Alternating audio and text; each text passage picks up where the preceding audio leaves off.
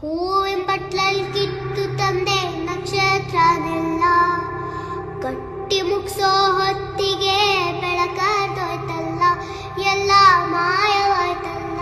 ಆ ಸರ್ವಶಕ್ತಿಯ ಕೃಪೆ ಅನ್ಸುತ್ತೆ ಇನ್ನೇನು ಮುಗೀತು, ನಾವು ಮುಂದೆ ಏನೂ ಮಾಡೋಕ್ಕಾಗಲ್ಲ ಅಂತ ಬೇಜಾರಲ್ಲಿರ್ಬೇಕಾದ್ರೆ ಈ ವ್ಯಕ್ತಿ ಇಷ್ಟು ದಿನ ಅದೆಲ್ಲಿದ್ನೋ ಗೊತ್ತಿಲ್ಲ, ಆದ್ರೆ ಈಗ ಮುಂದೆ ಬಂದಿದ್ದಾನೆ. ಸ್ವತಂತ್ರ ಭಾರತದ ಇತಿಹಾಸದಲ್ಲೇ ಇಂತಹ ಪ್ರಕರಣ ಮತ್ತೊಂದಿರಲಾರದು. ಸಾಕ್ಷಿ ತಾನೇ ಕೇಳ್ತಾ ಇದ್ರಿ, ಸಾಕ್ಷಿ ತಾನೇ ಬೇಕಿತ್ತು ನಿಮ್ಗೆಲ್ಲ. ಈಗ ಒಂದು ಜೀವಂತ ಸಾಕ್ಷಿ ಮುಂದೆ ಇದೆ, ಈಗ ನ್ಯಾಯ ಇಸ್ಕೊಡಿ.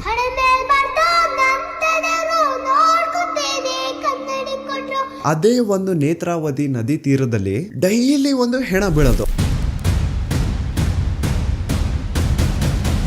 ಸೊ ಆ ಒಂದು ಬ್ಲ್ಯಾಕ್ ಕಲರ್ SUV ಕಾರ್ಗೂ ಹಾಗೂ ನೇತ್ರಾವತಿ ನದಿ ದಡದಲ್ಲಿ ಸಿಗುತ್ತಿದ್ದಂತಹ ಹೆಣಗಳಿಗೂ ಏನೋ ಒಂದು ಸಂಬಂಧ ಇದೆ ಅಂತ ಭೀಮಗೆ ಗೊತ್ತಾಗುತ್ತಾ. ಈವನ್ ಸಿಗುವಂತಹ ಡೆಡ್ ಬಾಡೀಸ್ ನ ಸಹವಾಸಕ್ಕೆ ಪೊಲೀಸರು ಹೋಗ್ತಿದ್ದಿಲ್ಲ. ಸೊ ಯಾಕೆ ಅಲ್ಲಿನ ಪೊಲೀಸ್ ಅವ್ರಿಗೆ ಯಾರ್ದು ಅಂತ ಭಯ ಇತ್ತು? ಅವಳು ಬಾಡಿನ ಒಂದು ಕಡೆ ಮಣ್ಣು ಮಾಡು ಅಂಡ್ ಅವಳಿಗೆ ಸಂಬಂಧ ಪಡುವಂತಹ ವಸ್ತುಗಳನ್ನ ಇನ್ನೊಂದು ಕಡೆ ಮಣ್ಣು ಮಾಡು.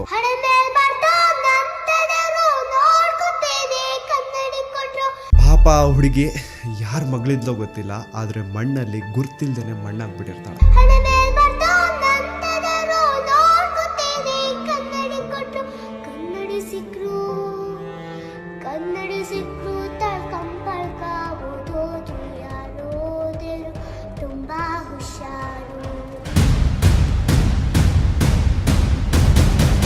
ಅಂಡ್ ಈಗ ಅಸಲಿ ಆಟ ಶುರು.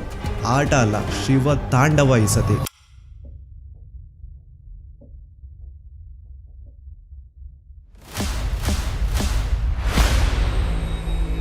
27 ಫೆಬ್ರವರಿ 2025. ನಾನು ಈ ಒಂದು ಚಾನಲ್ ಅಲ್ಲಿ ಒಂದು ವಿಡಿಯೋ ಅಪ್ಲೋಡ್ ಮಾಡಿದ್ದೆ ಸೌಜನ್ಯ ಮರ್ಡರ್ ಕೇಸ್ ಬಗ್ಗೆ. ಆ ಒಂದು ವಿಡಿಯೋ ಯಾವ ತರ ಸೆನ್ಸೇಷನಲ್ ಆಯ್ತು ಅಂತ ಈಗ ಆಲ್ರೆಡಿ ಎಲ್ರಿಗೂ ಗೊತ್ತಿದೆ. ಅದಾದ್ಮೇಲೆ ಬಹಳಷ್ಟು ಸೋ ಕಾಲ್ಡ್ ಜ್ಞಾನಿಗಳು ಮುಂದೆ ಬಂದು ಒಂದ್ ಸವಾಲ್ ಹಾಕಿದ್ರು. ನೀವು ಹೇಳೋದಕ್ಕೆಲ್ಲ ನಿಮ್ ಹತ್ರ ಸಾಕ್ಷಿ ಇದೆ ಅಂದ್ರೆ ಆ ಸಾಕ್ಷಿನ ಪಬ್ಲಿಕ್ ಮಾಡಿ ಅಥವಾ ಕೋರ್ಟ್ ತಗೊಂಡು ಹೋಗ್ಕೊಡಿ, ಬೀದಿ ರಂಪಾಟ ಯಾಕೆ ಮಾಡ್ತಿದ್ದೀರಾ ಅಂತ. ಅದಾದ್ಮೇಲೆ ನಾನು ಒಂದು ವಿಡಿಯೋ ಮಾಡಿದೆ ಸಾಕ್ಷಿ ನಾಶ ಅಂತ. ಅಂಡ್ ಆ ಒಂದು ವಿಡಿಯೋದಲ್ಲಿ ಪಾಯಿಂಟ್ ಟು ಪಾಯಿಂಟ್ ಎಕ್ಸ್ಪ್ಲೈನ್ ಮಾಡಿದೀನಿ ಹೇಗೆ ಸೌಜನ್ಯ ಕೇಸಲ್ಲಿ ಬಹಳಷ್ಟು ಸಾಕ್ಷಿಗಳು ನಾಶ ಆಗಿದಾವೆ ಅಂತ. ಆದ್ರೂ ಕೆಲವೊಬ್ರದ್ದು ಮಾತ್ರ ಅದೇ ಇದ್ದಿದ್ದೆ, ಕೋರ್ಟ್ ಅಲ್ಲಿ ಹೋಗಿ ನ್ಯಾಯ ಕೇಳಿ ಬೀದಿ ರಂಪಾಟ ಯಾಕೆ ಮಾಡ್ತಿದ್ದೀರಾ ಅಂತ. ಹಾನೆಸ್ಟ್ಲಿ ಹೇಳ್ಬೇಕು ಅಂತಂದ್ರೆ, ಮನ್ಸಾಕ್ಷಿ ಮುಟ್ಕೊಂಡು ಹೇಳ್ಬೇಕು ಅಂದ್ರೆ ಸೌಜನ್ಯ ಕೇಸಲ್ಲಿ ಬಹಳಷ್ಟು ಸಾಕ್ಷಿಗಳು ನಾಶ ಆಗಿದಾವೆ. ಅಂಡ್ ಮಿಕ್ಕಿರುವಂತಹ ಸಾಕ್ಷಿಗಳನ್ನ ಇಟ್ಕೊಂಡು ಕೋರ್ಟ್ ಅಲ್ಲಿ ಹೋಗಿ ನ್ಯಾಯ ಕೇಳಿದ್ರೆ ನ್ಯಾಯ ಸಿಗೋದು ಬಹಳ ಕಷ್ಟ. ಸೊ ಏನಪ್ಪಾ ಮಾಡೋದು, ನಮ್ ಕಣ್ಣು ಮುಂದೆನೆ ಆರೋಪಿಗಳು ಐಷಾರಾಮಿ ಜೀವನ ನಡೆಸ್ತಿದ್ದಾರೆ, ಆದ್ರೆ ಸಾಕ್ಷಿ ಇಲ್ದೆ ಅವ್ರನ್ನೇನು ಮಾಡಕ್ ಆಗ್ತಿಲ್ವಲ್ಲ ಅಂತ ಬೇಜಾರಲ್ಲಿ ಇರ್ಬೇಕಾದ್ರೆ ಆ ಸರ್ವಶಕ್ತಿಯ ಕೃಪೆ ಅನ್ಸುತ್ತೆ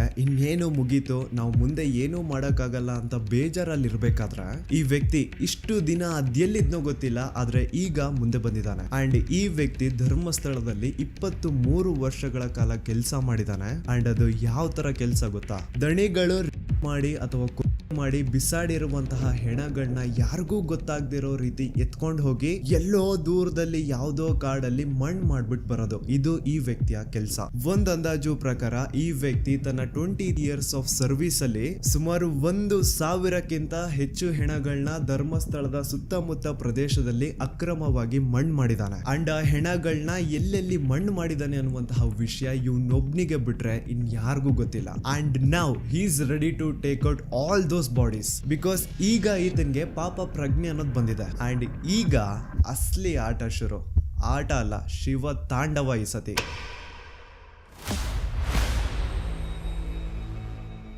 ಇಯರ್ 1995 ಮಂಡ್ಯ ಜಿಲ್ಲೆಯ ಒಂದು ಚಿಕ್ಕ ಹಳ್ಳಿ, ಹೆಸರು ರಾಂಪುರ ಅಂತ. ಈ ಊರಲ್ಲಿ 17 ವರ್ಷದ ಒಬ್ಬ ಹುಡುಗ ಇರ್ತಾನೆ. ಅಂಡ್ ಇವನ್ ಹೆಸರೇ ಭೀಮಾ ಅಂತ. ಒಂದು ದಲಿತ ಕುಟುಂಬಕ್ಕೆ ಬಿಲಾಂಗ್ ಮಾಡುವಂತಹ ಈ ಹುಡುಗನ್ಗೆ ಓದು ಬರಹ ಅನ್ನೋದು ತಲೆಗೆ ಹತ್ತಿರಲ್ಲ. ಸೊ ಇವನು ಸ್ಕೂಲ್ಗೂ ಸಹ ಹೋಗದೆ ಊರಲ್ಲಿ ಖಾಲಿ ಪಿಲಿ ಓಡಾಡ್ಕೊಂಡಿರ್ತಾನೆ. ಭೀಮಾಗೆ ಒಬ್ಬ ಅಣ್ಣ ಇರ್ತಾನೆ. ಅಂಡ್ ಅವನು ಧರ್ಮಸ್ಥಳದಲ್ಲಿ ಇರುವಂತಹ ಶ್ರೀ ಮಂಜುನಾಥ ಸ್ವಾಮಿ ದೇವಸ್ಥಾನದಲ್ಲಿ ಈಗ ಆಲ್ರೆಡಿ ಕೆಲಸ ಮಾಡ್ತಾ ಇರ್ತಾನೆ. ಈ ಕಡೆ ಊರಲ್ಲಿ ಭೀಮಾ ಸ್ಕೂಲ್ಗೂ ಸಹ ಹೋಗದೆ ಎಲ್ಲೂ ಕೆಲ್ಸಕ್ಕೆ ಸಹ ಹೋಗದೆ ಸುಮ್ನೆ ಊರಲ್ಲಿ ಖಾಲಿ ಪಿಲಿ ಓಡಾಡ್ತಾ ಇರೋದನ್ನ ನೋಡಕ್ಕಾಗ್ದೆ ಭೀಮ ಅವ್ರ ಅಣ್ಣ ಭೀಮನ ತನ್ನ ಜೊತೆಗೆ ಧರ್ಮಸ್ಥಳ ಕರ್ಕೊಂಡ್ ಬಂದು ಅದೇ ಶ್ರೀ ಮಂಜುನಾಥ ಸ್ವಾಮಿ ದೇವಸ್ಥಾನದಲ್ಲಿ ಕೆಲ್ಸಕ್ಕೆ ಸೇರಿಸ್ತಾನೆ. ತನ್ನ ಅಣ್ಣನ ಸಹಾಯದಿಂದ ಧರ್ಮಸ್ಥಳಕ್ಕೆ ಬಂದಂತಹ ಭೀಮಗೆ ಅಲ್ಲೇ ಇರುವಂತಹ ಶ್ರೀ ಮಂಜುನಾಥ ಸ್ವಾಮಿ ದೇವಸ್ಥಾನದಲ್ಲಿ ಕೆಲ್ಸನೂ ಸಹ ಸಿಗುತ್ತೆ. ಕೆಲ್ಸ ಏನಪ್ಪಾ ಅಂತಂದ್ರೆ ನೇತ್ರಾವತಿ ಸ್ನಾನಘಟ್ಟ ಹತ್ರ ಕಸ ಹೊಡೆಯುವಂತಹ ಕೆಲ್ಸ. ಆ ಒಂದು ನೇತ್ರಾವತಿ ಸ್ನಾನಘಟ್ಟ ಆ ರೀಜನ್ ಏನಿತ್ತು ಅದನ್ನ ನೀಟಾಗಿ ಇಟ್ಕೊಳ್ಳೋದು ಇವನ್ ಡ್ಯೂಟಿ. ಇವನ್ಗೆ 25 ರೂಪಾಯಿ ಸ್ಟಾರ್ಟಿಂಗ್ ಸಂಬಳ ಇರುತ್ತೆ ಅಂಡ್ ಇರೋದಕ್ಕೆ ಅಂತ ಮಾಹಿತಿ ಕಚೇರಿ ಮೇಲೆ ಒಂದು ರೂಮ್ ನು ಸಹ ಕೊಟ್ಟಿರ್ತಾರೆ. ಇನಿಷಿಯಲ್ ಡೇಸ್ ಅಲ್ಲಿ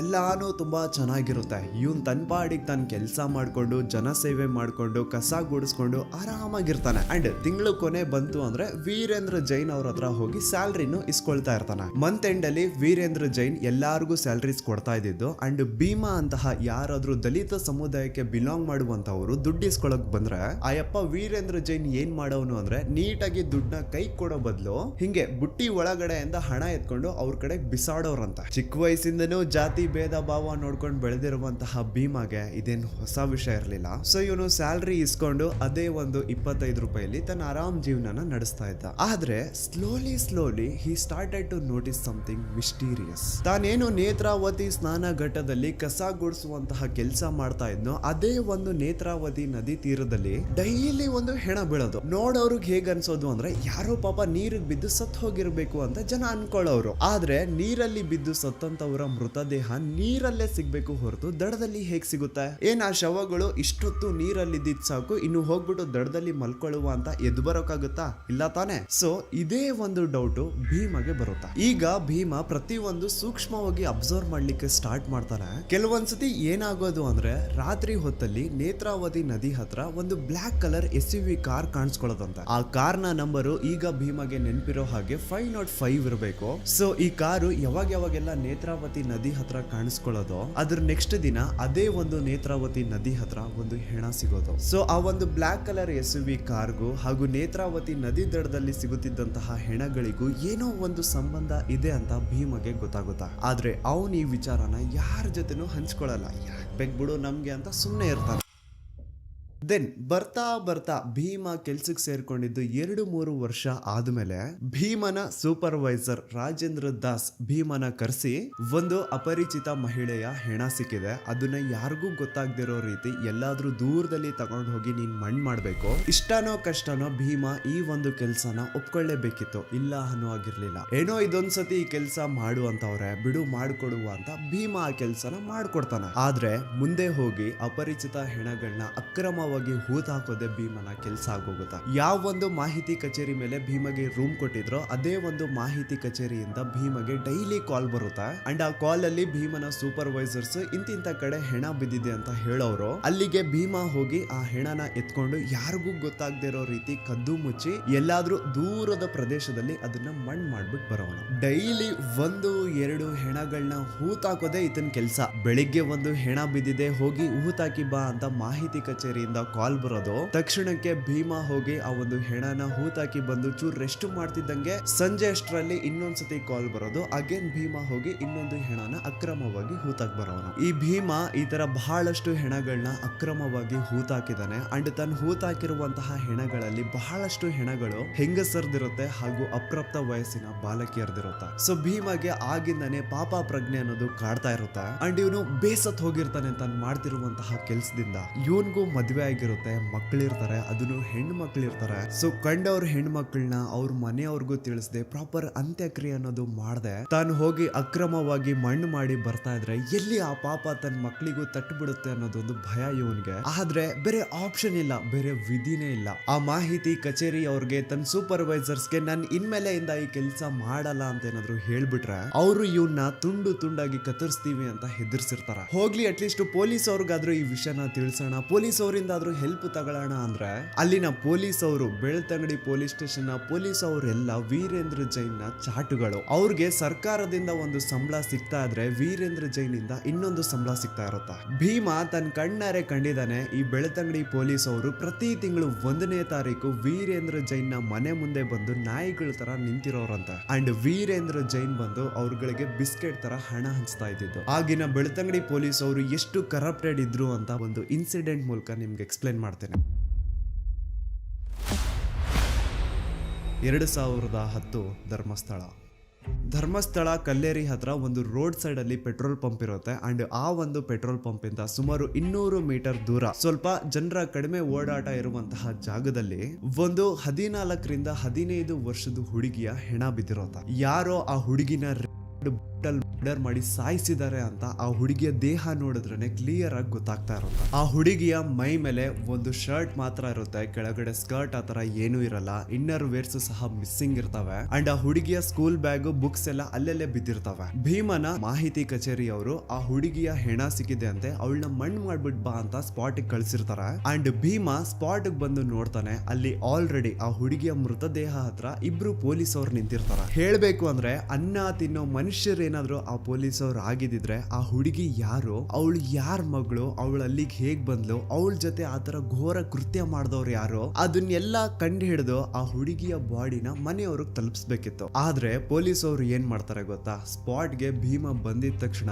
ಅವನ ಕೈಯಿಂದ ಒಂದು ಗುಂಡಿ ತೋಡಿಸಿ ಆ ಒಂದು ಗುಂಡಿ ಒಳಗಡೆ ಆ ಹುಡುಗಿಯ ಬಾಡಿನ ಮುಚ್ಚಾಕು ಅಂತ ಹೇಳ್ತಾರೆ. ಆ ಕಡೆ ಭೀಮ ಗುಂಡಿನ ತೋಡ್ತಾ ಇರ್ಬೇಕಾದ್ರೆ ಈ ಕಡೆ ಪೊಲೀಸ್ ಅವ್ರಿಗೆ ಆ ಹುಡುಗಿಯ ಸ್ಕೂಲ್ ಬುಕ್ಸ್ ಇಂದ ಅವಳ ಅಡ್ರೆಸ್ ಸಿಕ್ಕಿರುತ್ತೆ, ಪಟ್ರಾಮೆ ವಿಲೇಜ್ ಅಂತ ಇರುತ್ತೆ. ಇದನ್ನ ಕೇಳಿಸ್ಕೊಂಡು ಭೀಮ ಹೇಳ್ತಾನೆ, ಸರ್ ಅಡ್ರೆಸ್ ಸಿಕ್ಕಿದೆ ಅಲ್ಲ, ಅಟ್ಲೀಸ್ಟ್ ಮನೆಯವ್ರಿಗೆ ವಿಷಯ ಆದ್ರೂ ತಿಳಿಸಿ, ಅವ್ರಾದ್ರೂ ಅಟ್ಲೀಸ್ಟ್ ಈ ಹುಡುಗಿಗೆ ಪ್ರಾಪರ್ ವೇಲಿ ಅಂತ್ಯಕ್ರಿಯೆ ಆದ್ರೂ ಮಾಡ್ಕೊಳ್ತಾರೆ ಅಂತ ಹೇಳಿದ್ರೆ ಆ ಪೊಲೀಸ್ ಆಫೀಸರು ಮುಚ್ಕೊಂಡು ನಿನ್ಗೆ ಹೇಳಿರುವಂತಹ ಕೆಲಸ ನೀನ್ ಮಾಡು ಅಂತ ಅವಾಜ್ ಹಾಕ್ತಾನಂತೆ. ಪಾಪ ಆ ಹುಡುಗಿ ಯಾರ ಮಗಳಿದ್ಲೋ ಗೊತ್ತಿಲ್ಲ, ಆದ್ರೆ ಮಣ್ಣಲ್ಲಿ ಗುರ್ತಿಲ್ದೇನೆ ಮಣ್ಣಾಗ್ಬಿಟ್ಟಿರ್ತಾಳೆ. ಇದೇ ತರ ಸುಮಾರು ಜನ ಹೆಂಗಸರದು ಅಪ್ರಾಪ್ತ ವಯಸ್ಸಿನ ಬಾಲಕಿಯರದು ಎಷ್ಟೋ ಹೆಣಗಳನ್ನ ಭೀಮ ಅಕ್ರಮವಾಗಿ ಪೊಲೀಸ್ ಅವರು ಮುಂದೆನೆ ಮಣ್ಣು ಮಾಡಿರ್ತಾನೆ.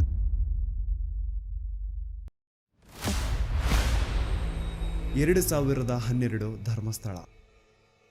ಭೀಮನ ಮಾಹಿತಿ ಕಚೇರಿಯವರು ಕರೆದು ಇಂಥ ಕಾಡಲ್ಲಿ ಒಂದು ಹುಡುಗಿಯ ಹೆಣ ಬಿದ್ದಿದೆ ಅಂತೆ, ಅದನ್ನ ಯಾರಿಗೂ ಗೊತ್ತಾಗ್ದಿರೋ ರೀತಿ ಹೋಗಿ ಮಣ್ಣು ಮಾಡಿ ಬಾ ಅಂತ ಕಳಿಸ್ತಾರೆ. ಮಾಹಿತಿ ಕಚೇರಿಯವರು ಹೇಳಿದಂತಹ ಲೊಕೇಶನ್ಗೆ ಭೀಮ ಬಂದು ನೋಡಿದ್ರೆ ಅಲ್ಲಿ ಆಕ್ಚುಯಲ್ ಆಗಿ ಒಂದು ಹುಡುಗಿಯ ಹೆಣ ಬಿದ್ದಿರುತ್ತೆ.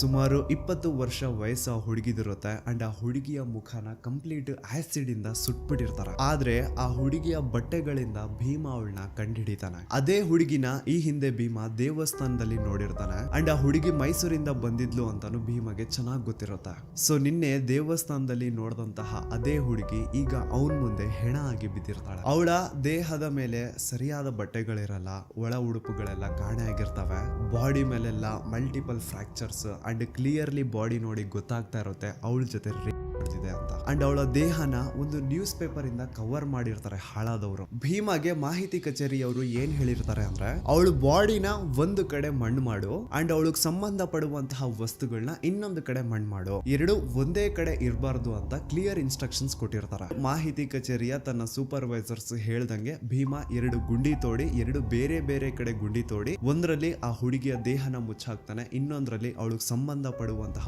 ವಸ್ತುಗಳನ್ನ ಮುಚ್ಚಾಕ್ತಾನೆ. ಇದೇ ರೀತಿ ಭೀಮ ಆ ಒಂದು ಧರ್ಮಸ್ಥಳದ ಸುತ್ತಮುತ್ತ ಪ್ರದೇಶದಲ್ಲಿ ಎಷ್ಟು ಹೆಣಗಳನ್ನ ಅಕ್ರಮವಾಗಿ ಊತಾಕಿದನೋ ಅವನ್ಗೆನೆ ಲೆಕ್ಕ ಇಲ್ಲ. ಹೆಂಗಸರು, ಅಪ್ರಾಪ್ತ ವಯಸ್ಸಿನ ಬಾಲಕಿಯರು, ಭಿಕ್ಷುಕರು, ಈವನ್ ದೇವಸ್ಥಾನದ ಮುಂದೆ ಬಂದು ಕುತ್ಕೊಳ್ತಿದ್ದಂತಹ ಭಿಕ್ಷುಕರನ್ನು ಸಹ ಆ ದರಿದ್ರ ನನ್ನ ಮಕ್ಕಳು ಬಿಟ್ಟಿರ್ಲಿಲ್ಲ. ಈ ಟೆಂಪಲ್ ಮ್ಯಾನೇಜ್ಮೆಂಟ್ ಅವ್ರಿಗೇನು ಅಂತಂದ್ರೆ ನೋಡಿ ನಮ್ ಧರ್ಮಸ್ಥಳದಲ್ಲಿ ಒಬ್ರು ಭಿಕ್ಷುಕರಿಲ್ಲ ಅಂತ ತೋರಿಸ್ಕೊಳ್ಳೋ ಆಸೆ. ಅದ್ರ ಸಲುವಾಗಿ ಈ ಟೆಂಪಲ್ ಮ್ಯಾನೇಜ್ಮೆಂಟ್ ಅವರು ಏನ್ ಮಾಡೋರು ಅಂದ್ರೆ ಆ ದೇವಸ್ಥಾನದ ಸುತ್ತಮುತ್ತ ಎಲ್ಲಾದ್ರೂ ಯಾರಾದ್ರೂ ಭಿಕ್ಷೆ ಬೇಡ್ತಾ ಇರೋ ರೀತಿ ಕಾಣಿಸಿದ್ರೆ ಅವ್ರನ್ನ ಮೊದ್ಲು ಹಿಡ್ಕೊಂಡ್ ಬಂದು ಚೆನ್ನಾಗಿ ಹೊಡಿಯೋದು. ಎಷ್ಟೋ ಸತಿ ಭೀಮನು ಸೇರ್ಕೊಂಡು ಆ ಭಿಕ್ಷುಕರನ್ನ ಹೊಡೆದಿರ್ತಾನೆ. ಸೊ ಚೆನ್ನಾಗಿ ಅವ್ರನ್ನ ಹೊಡೆದು ಮುಕ್ ಮಾಡಾದ್ಮೇಲೆ ಅವ್ರಿಗೊಂದು ಬಸ್ ಟಿಕೆಟ್ ಮಾಡಿಸಿ ಮಂಗಳೂರು ಅಥವಾ ಸಕಲೇಶ್ಪುರ ಕಡೆ ಕಳಿಸ್ಬಿಡೋದು. ಹಂಗ್ ಕಳಿಸಾದ್ಮೇಲೆನು ಅಪ್ಪಿ ತಪ್ಪಿ ಏನಾದ್ರು ಆ ಭಿಕ್ಷುಕರು ವಾಪಸ್ ಧರ್ಮಸ್ಥಳಕ್ಕೆ ಬಂದು ಅಲ್ಲಿ ಭಿಕ್ಷೆ ಬೇಡ್ತಾ ಇರೋ ರೀತಿ ಏನಾದ್ರು ಕಾಣಿಸ್ಕೊಂಡ್ರೆ ಅವ್ರನ್ನ ಈ ಸತಿ ಹಿಡ್ಕೊಂಡ್ ಬಂದು ಬರೀ ಹೊಡಿತಾ ಇರ್ಲಿಲ್ಲ, ಚಿತ್ರ ಹಿಂಸೆ ಕೊಟ್ಟು ಸಾಯಿಸವ್ರಂತ. ನೆಕ್ಸ್ಟ್ ದಿನ ಮಾಹಿತಿ ಕಚೇರಿಯವರು ಭೀಮನ ಕರೆಸಿ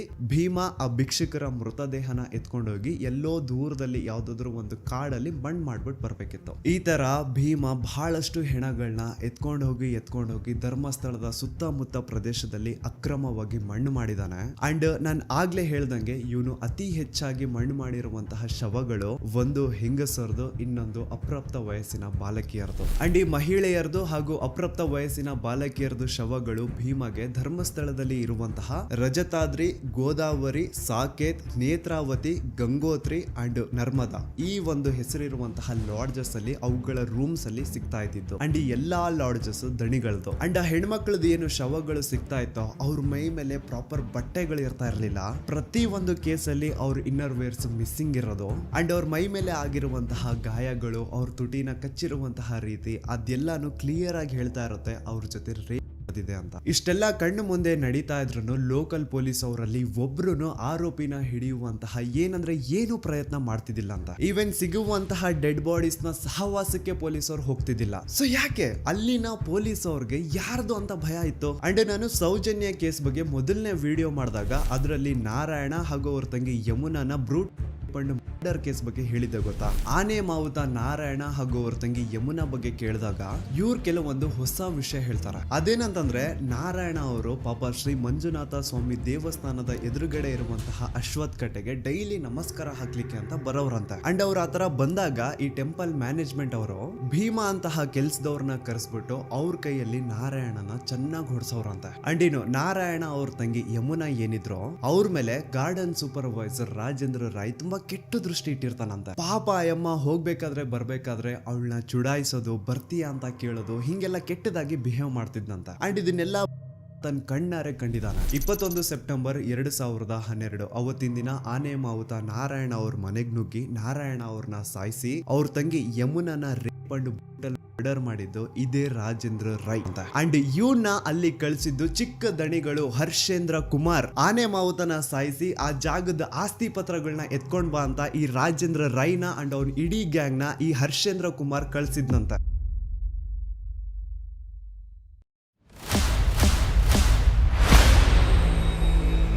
9 ಅಕ್ಟೋಬರ್ 2012 ಭೀಮಾ ಊರಿಗೆ ಹೋಗಿರ್ತಾನೆ. ಅಂಡ್ ಮಧ್ಯರಾತ್ರಿ 11-12 ಗಂಟೆ ಹಾಗೆ ಭೀಮನ ಮ್ಯಾನೇಜರ್ ಆದಂತಹ ಬಾಲಕೃಷ್ಣ ಅವ್ರ ಕಡೆಯಿಂದ ಕಾಲ್ ಬರುತ್ತೆ. ಅಂಡ್ ಅವರು ಕಾಲ್ ಮಾಡಿ ಎಲ್ಲಿದ್ಯಾ ಬೇಗ ಬಾ, ಇಲ್ಲಿ ಒಂದು ಹುಡುಗಿಯ ಹೆಣ ಬಿದ್ದಿದೆ, ಇದನ್ನ ಬೇಗ ಮಣ್ಣು ಮಾಡಬೇಕು ಅಂತ ಕರೀತಾರೆ. ಆದ್ರೆ ಭೀಮಾ ಇಲ್ಲ ಸಾಹೇಬ್ರೆ ನಾನು ಊರಿಗೆ ಬಂದಿದ್ದೀನಿ ಬರೋಕ್ಕಾಗಲ್ಲ ಅಂತ ಹೇಳಿದಾಗ ಹಾ ನೀನ್ ಊರಿಗೆ ಹೋಗಿದ್ಯಾ, ಹೇಳ್ದೆ ಕೇಳ್ದೆ ಯಾವಾಗ ಊರಿಗೆ ಹೋದೆ ನೀನು, ನಿಮ್ಗೆಲ್ಲ ಹೇಳೋರ್ ಕೇಳೋರ್ ಯಾರು ಇಲ್ವಾ ಅಂತ ಬೈಕೊಂಡು ಕಾಲ್ ಕಟ್ ಮಾಡ್ತಾರೆ. ನೆಕ್ಸ್ಟ್ ದಿನ ಅಂದ್ರೆ 10 ಅಕ್ಟೋಬರ್ 2012 ಭೀಮಾ ಊರಿಂದ ಧರ್ಮಸ್ಥಳಕ್ಕೆ ವಾಪಸ್ ಬರ್ತಾನೆ. ಅಂಡ್ ಬಂದಾದ್ಮೇಲೆ ಅವನಿಗೆ ಗೊತ್ತಾಗುತ್ತೆ ಹಿಂದಿನ ದಿನ ಮಧ್ಯರಾತ್ರಿ ತನ್ನ ಮ್ಯಾನೇಜರ್ ಬಾಲಕೃಷ್ಣ ಕಾಲ್ ಮಾಡಿ ಯಾವ ಒಂದು ಹುಡುಗಿಯ ಹೆಣನ ಹೂತಾಕ್ಬೇಕು ಅಂತ ಹೇಳಿದ್ನೋ ಆ ಹೆಣ ಬೇರೆ ಯಾರ್ದು ಅಲ್ಲ ಸೌಜನ್ಯದಿರುತ್ತೆ. ಮೇ ಬಿ ಹಿಂದಿನ ದಿನ ಏನಾದ್ರೂ ಭೀಮಾ ಧರ್ಮಸ್ಥಳದಲ್ಲೇ ಇದ್ದಿದ್ರೆ ಸೌಜನ್ಯನ ಬಾಡಿನೇ ಸಿಗ್ತಾ ಇರ್ಲಿಲ್ಲ ಅನ್ಸುತ್ತೆ. ಯಪ್ಪಾ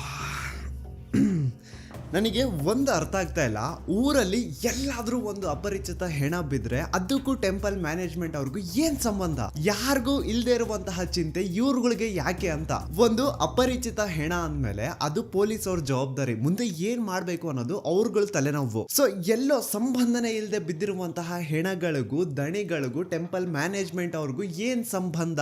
ಈ ಪ್ರಶ್ನೆನ ನೀವು ನನಗ್ ಕೇಳೋದಲ್ಲ, ಆ ನಕಲಿ ಧರ್ಮಾಧಿಕಾರಿ ಇದಾನಲ್ವಾ ಅವನ್ಗೆ ಹೋಗ್ಬಿಟ್ಟು ಕೇಳಿ. ಯಾಕಪ್ಪ ಎಲ್ಲಿ ಅಪರಿಚಿತ ಹೆಣ ಸಿಕ್ಕರು ಯಾಕೆ ನಿಮ್ಮವ್ರು ಹೋಗ್ಬಿಟ್ಟು ಅದನ್ನ ಅಕ್ರಮವಾಗಿ ಹೂತಾಗಿ ಬರೋರು? ಯಾಕೆ ಈ ಕೆಲಸನ ಮಾಡೋರು? ಈ ಪ್ರಶ್ನೆನ ನೀವು ಹೋಗ್ಬಿಟ್ಟು ಆ ಧರ್ಮಾಧಿಕಾರಿಗೆ ಆ ಟೆಂಪಲ್ ಮ್ಯಾನೇಜ್ಮೆಂಟ್ ಅವ್ರಿಗೆ ಕೇಳಿ.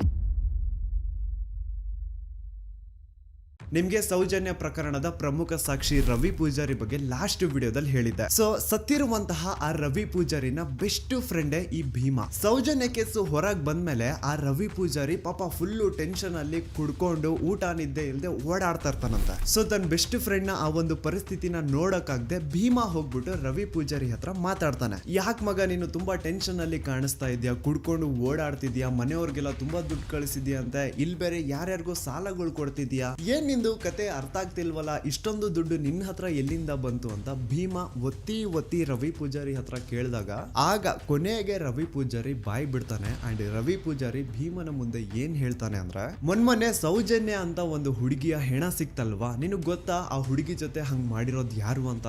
ಭೀಮಾ ಇಲ್ಲ ನನಗ್ ಗೊತ್ತಿಲ್ಲ ಅಂದಾಗ ಅದಕ್ಕೆ ರವಿ ಪೂಜಾರಿ ಹೇಳ್ತಾನೆ, ಆ ಹುಡುಗಿ ಸೌಜನ್ಯ ಜೊತೆ ಆತರ ಮಾಡಿದ್ದು ಬೇರೆ ಯಾರು ಅಲ್ಲ, ಚಿಕ್ಕ ದಣಿಗಳ ಹರ್ಷೇಂದ್ರ ಕುಮಾರ್ ಅಂಡ್ ಆ ಹುಡುಗಿನ ಸಾಯಿಸಿ ಅವಳ ದೇಹನ ಎಲ್ಲಾದ್ರೂ ಬಿಸಾಡ್ರಿ ಅಂತ ಚಿಕ್ಕ ದಣಿಗಳು ಹೇಳಿದ್ರು. ಈ ವಿಷಯ ನಾನು ಎಲ್ಲೂ ಹೊರಗಡೆ ಬಿಟ್ಕೊಡ್ಬಾರ್ದು ಅಂತ ದಣಿಗಳು ನನಗೆ 25,000 ದುಡ್ಡು ಸಹ ಕೊಟ್ರು ಅಂತ ರವಿ ಪೂಜಾರಿ ಭೀಮನ ಮುಂದೆ ಹೇಳಿದಾನೆ. ಭೀಮಾಗೆ ಇದೆಲ್ಲ ಎಕ್ಸ್ಪೆಕ್ಟೆಡ್ ಇತ್ತು. ಸೊ ಅವನ್ಗೆ ರಿಯಲ್ ನೇಮ್ಸ್ ನ ಕೇಳಿದಾಗ ಅಂತ ಶಾಕ್ ಏನೂ ಆಗಿಲ್ಲ. ಭೀಮಾಗೆ ಈ ವಿಷಯ ಯಾಕೆ ಶಾಕಿಂಗ್ ಅನ್ಸಲ್ಲ ಅಂದ್ರೆ, ಇಷ್ಟು ವರ್ಷಗಳ ಕಾಲ ಅವನೇನು ಅಕ್ರಮವಾಗಿ ಹೆಣಗಳನ್ನ ಹೂತಾಕಿ ಬರ್ತಾ ಇದ್ದಾನೋ ಅದೆಲ್ಲ ದಣಿಗಳು ಮಾಡಿಟ್ಟಿರುವಂತಹ ಕರ್ಮಕಾಂಡಗಳು ಅಂತ ಅವನು ಅವನಿಗೆ ಚೆನ್ನಾಗಿ ಗೊತ್ತಿದೆ. ಸೊ ಹಾಗಾಗಿ ಈಗ ರವಿ ಪೂಜಾರಿ ರಿಯಲ್ ನೇಮ್ಸ್ ನ ಹೇಳಿದ್ರು ಸಹ ಭೀಮಾಗೆ ಏನ್ ಶಾಕಿಂಗ್ ಅನ್ಸಿಲ್ಲ ಅದು. ಬಟ್ ಶಾಕಿಂಗ್ ಅನ್ಸಿದ್ ಏನು ಅಂದ್ರೆ ಭೀಮಾ ಹಾಗೂ ರವಿ ಪೂಜಾರಿ ನಡುವೆ ಈ ಒಂದು ಮಾತುಕತೆ ಆಗಿದ್ದು ಸ್ವಲ್ಪ ದಿನ ಆದ್ಮೇಲೆ ರವಿ ಪೂಜಾರಿ ಮಿಸ್ಟೀರಿಯಸ್ ಆಗಿ ಸತ್ ಹೋಗ್ತಾನೆ. ಆ ರವಿ ಪೂಜಾರಿ ಮಾಡ್ಕೊಂಡು ಸತ್ತೋದ ಅಂತ ಪೊಲೀಸ್ ಅವ್ರು ಹೇಳ್ತಾರೆ.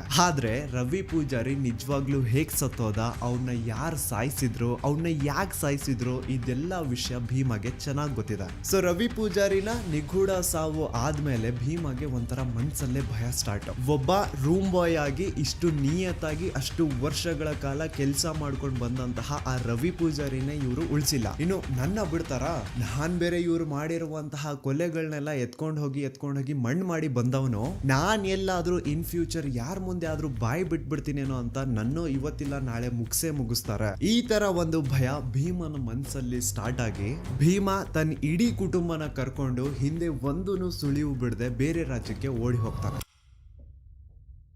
ಈಗ ಸೌಜನ್ಯ ಪ್ರಕರಣದಲ್ಲಿ ಆಗ್ತಿರುವಂತಹ ಬೆಳವಣಿಗೆಗಳು ನೋಡಿ ಮಹೇಶ್ ಶೆಟ್ಟಿ, ತಿಮ್ರೋಡಿ ಅವರು, Girish sir, Jayant sir and ಊರಿನ ಜನ ಎಲ್ಲ ದಣಿಗಳ ವಿರುದ್ಧ ನಿಂತಿರೋದು ನೋಡಿ ಈಗ ಈ ಭೀಮಾಗೆ ಧೈರ್ಯ ಬಂದು ಇವನು ಸಾಕ್ಷಿ ಹೇಳಲಿಕ್ಕೆ ಮುಂದೆ ಬಂದಿದ್ದಾನೆ. But he and his family needs safety and security. ಸಾಕ್ಷಿ ಸಂರಕ್ಷಣಾ ಕಾಯ್ದೆ ಅಡಿಯಲ್ಲಿ ಈತನ್ಗೇನಾದ್ರೂ ಸಂರಕ್ಷಣೆ ಸಿಕ್ಕರೆ ಈತ ಪ್ರತಿ ಒಂದು ವಿಷಯನ ಕೋರ್ಟ್ ಮುಂದೆ ಹೇಳಲಿಕ್ಕೆ ರೆಡಿ ಇದ್ದಾನೆ. ರೀಸೆಂಟ್ಲಿ ಭೀಮಾ ಯಾರಿಗೂ ಗೊತ್ತಾಗದಿರೋ ರೀತಿ ಧರ್ಮಸ್ಥಳ ಗ್ರಾಮಕ್ಕೆ ವಾಪಸ್ ಹೋಗಿ ಕೊನೆಯದಾಗಿ ಅಕ್ರಮವಾಗಿ ಮಣ್ಣು ಮಾಡಿ ಮುಚ್ಚಾಕಿರುವಂತಹ ದೇಹನ ಹೊರಗೆ ತೆಗೆದು ಆ ಒಂದು ಅಸ್ಥಿ ಪಂಜರಗಳನ್ನ ತಂದು ತನ್ನ ಜೊತೆಗೆ ಇಟ್ಕೊಂಡಿದ್ದಾನೆ. ಅಂಡ್ ಈಗ ಆ ಒಂದು ಅಸ್ಥಿ ಪಂಜರನ ಪೊಲೀಸ್ ಸ್ಟೇಷನ್ಗೆ ಸಬ್ಮಿಟ್ ಮಾಡಿ ತಾನು ಕೂಡ ಸರೆಂಡರ್ ಆಗಿರ್ತಾನೆ. ಅಂಡ್ ಈ ವ್ಯಕ್ತಿಗೆ ಈಗೇನಾದ್ರೂ ಸಾಕ್ಷಿ ಸಂರಕ್ಷಣಾ ಕಾಯ್ದೆ ಅಡಿಯಲ್ಲಿ ಸಂರಕ್ಷಣೆ ಸಿಕ್ಕರೆ ಆ 23 ವರ್ಷಗಳ ಕಾಲ ತಾನೇನು ಧರ್ಮಸ್ಥಳದ ಸುತ್ತಮುತ್ತ ಪ್ರದೇಶದಲ್ಲಿ ಅಕ್ರಮವಾಗಿ ಹೂತಾಕಿರುವಂತಹ ಹೆಣಗಳಿದಾವೋ ಅದನ್ನೆಲ್ಲ ಹೊರಗೆ ತೆಗೆಯೋದಕ್ಕೆ ರೆಡಿ ಇದ್ದಾನೆ. ಇನ್ ಕೇಸ್ ಹೀಗೆ ಆಯ್ತು ಅನ್ಕೊಳ್ಳಿ, ರಾಶಿ ಅಸ್ಥಿ ಪಂಜರಗಳು